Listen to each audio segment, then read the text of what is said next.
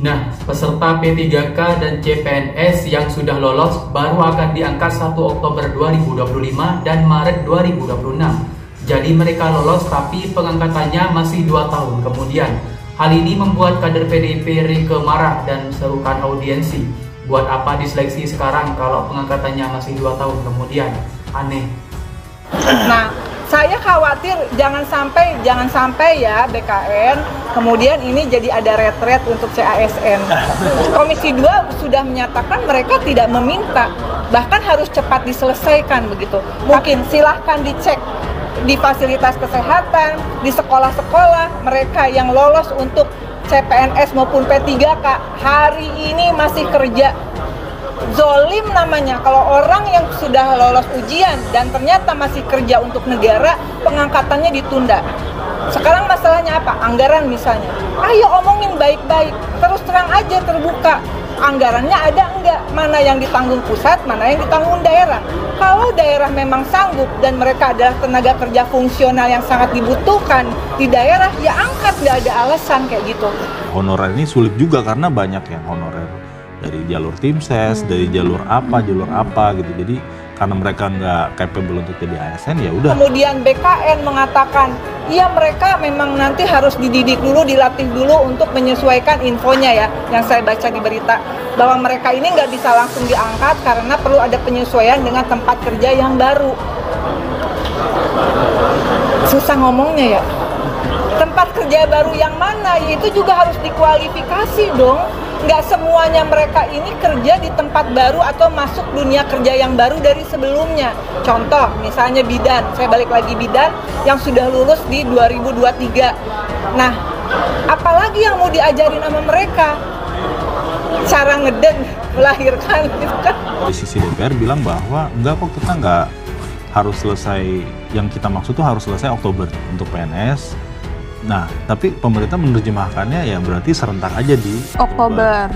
Itu perbedaan itu yang saya melihat kok masih belum ada kesamaan ya.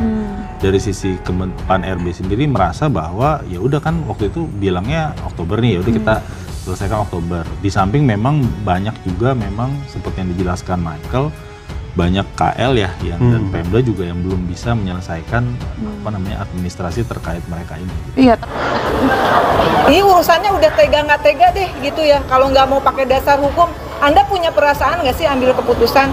Kemudian mereka yang ini ada yang CPNS atau P3K yang mereka dari pekerjaan sebelumnya sudah resign karena mereka mundur. Mereka artinya sudah kehilangan pekerjaan yang harusnya mulai Maret ini tadinya kabarnya akan diangkat begitu, nunggu sampai bulan Oktober 2025, berapa bulan? Ini bulan apa? Maret, April, Mei, Juni, Juli, Agustus, September, Oktober, 7 bulan. Ini juga boleh dong curiga dikit ya, apa ngindarin THR? THR sama gaji 13, udah deh kagak usah digaji THR amat 13 ya, nggak apa-apa ya, kalian nggak apa-apa ya, jangan dulu lah, nggak usah, emang kerjanya juga belum setahun, tapi angkat aja. Kan pemerintah harus menyelesaikan masalah honorer tenaga ASN. Nah makanya diburu-buru tuh, termasuk untuk P3K itu juga diburu-buru supaya akhir tahun lalu itu semuanya selesai masalah honorer. Nah proses berjalan ternyata berganti pemerintah nih, berganti pemerintah, kementerian juga banyak yang berubah kan. Begitu juga dengan kepala daerah. Kepala daerah, terus ada perombakan nomenklatur sehingga membuat yang tadinya Februari itu harusnya sudah ada pengangkatan, pemberian nik dan segala macam, itu harus terundur karena KL-nya nggak siap nih untuk menyelesaikan proses administrasinya gitu. Nah, ada tahapan dari mulai rekrutmen, seleksi sampai kemudian pengangkatan ya. Pengangkatan menjadi CASN yang terbagi menjadi 2, yaitu status kerjanya PNS dan P3K begitu.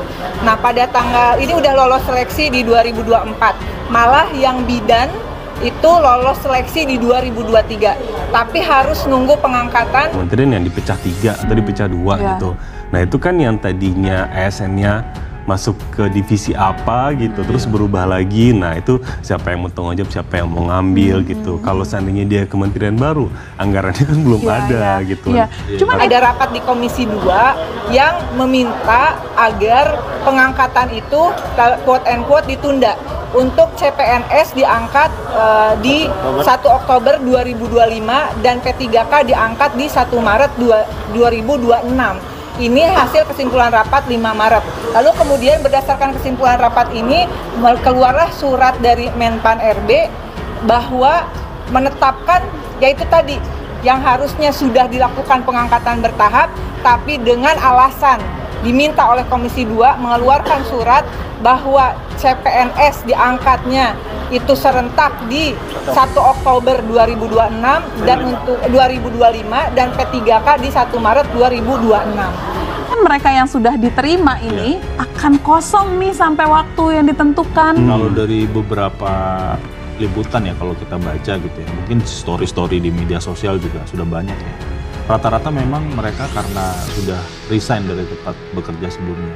Mereka ini sekarang saya kerja tadi ya, yang kerja di perusahaan swasta yang gajinya cukup minimal UMR, oke lah, ya nanti dibahas dulu. Tapi yang penting ini adalah mereka yang sudah bekerja di fasilitas kesehatan, di sekolah-sekolah dengan gaji yang sangat minim. Sakit hati kalau dengar gajinya.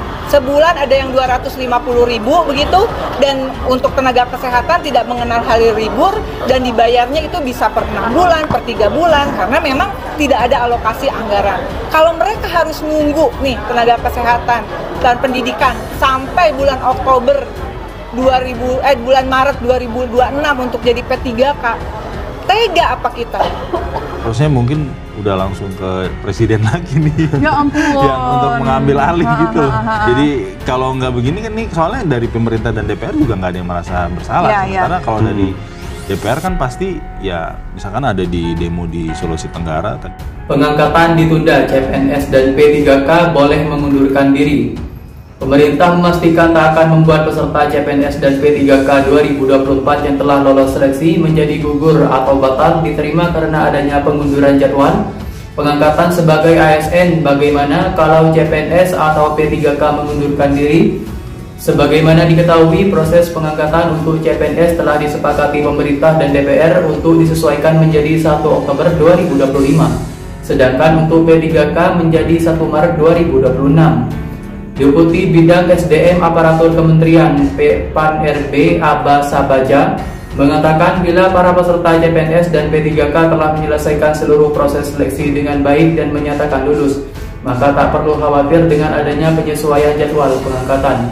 Aba menekankan bagi para peserta yang telah dinyatakan lulus seleksi CASN 2024 juga telah terdata di sistem pemerintahan, apalagi proses usul penetapan NIP CPNS telah jatuh pada 22 Februari hingga 23 Maret 2025 dan untuk usul penetapan NIP P3K jatuh pada 1 hingga 28 Februari 2025. Mengacu peraturan Menteri PAN RB nomor 6/tahun 2024 yang diperkuat dengan ketentuan baru dalam surat BKN nomor 1272 BNP tahun 2025, pemerintah menerapkan sanksi bagi para pelamar CASN yang telah lulus seleksi namun memilih untuk mengundurkan diri.